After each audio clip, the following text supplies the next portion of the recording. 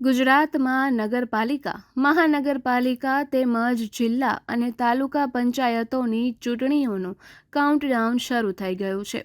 આગામી સમયમાં ગમે ત્યારે ચૂંટણીની સત્તાવાર જાહેર થવાની શક્યતાઓને પગલે રાજકીય ગરમાવો ચરમસીમાએ પહોંચ્યો છે. આ સ્થિતિમાં સત્તાધારી પક્ષ ભાજપ દ્વારા ઉમેદવારોની પસંદગી માટે કવાયત તેજ કરવામાં આવી છે. પોરબંદર ભાજપના મુખ્ય મથક અટલ ભવન ખાતે પ્રદેશ નિરીક્ષકોની ઉપસ્થિતિમાં સેન્સ પ્રક્રિયા હાથ ધરવામાં આવી હતી.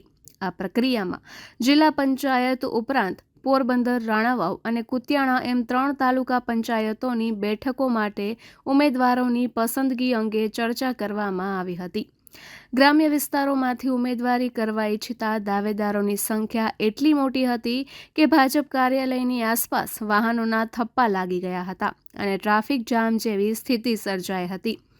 મળતી માહિતી મુજબ 3 તાલુકા પંચાયત અને જિલ્લા પંચાયત માટે કુલ 200થી વધુ દાવેદારોએ પોતાની દાવેદારી નોંધાવી છે.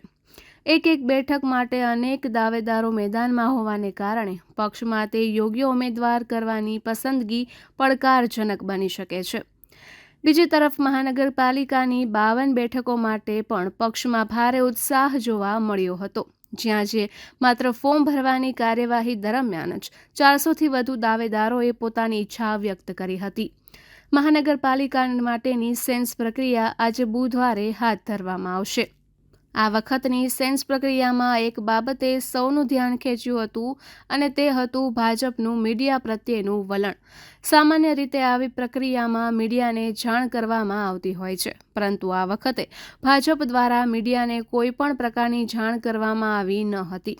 સેન્સ પ્રક્રિયા પૂર્ણ થયા બાદ પણ પક્ષ દ્વારા કોઈ વિગત મીડિયા સમક્ષ જાહેર કરવામાં ન આવતા રાજકીય ગલિયારાઓમાં અનેક તર્ક વિતર્ક વહેતા થયા છે.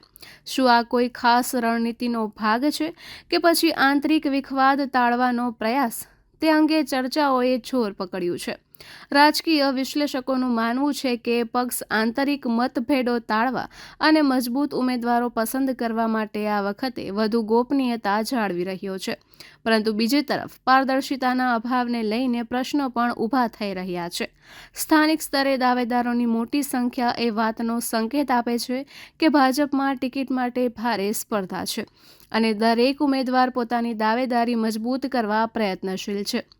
હાલ પોરબંદર જિલ્લામાં ચૂંટણીને લઈને રાજકીય માહોલ ગરમાયો છે.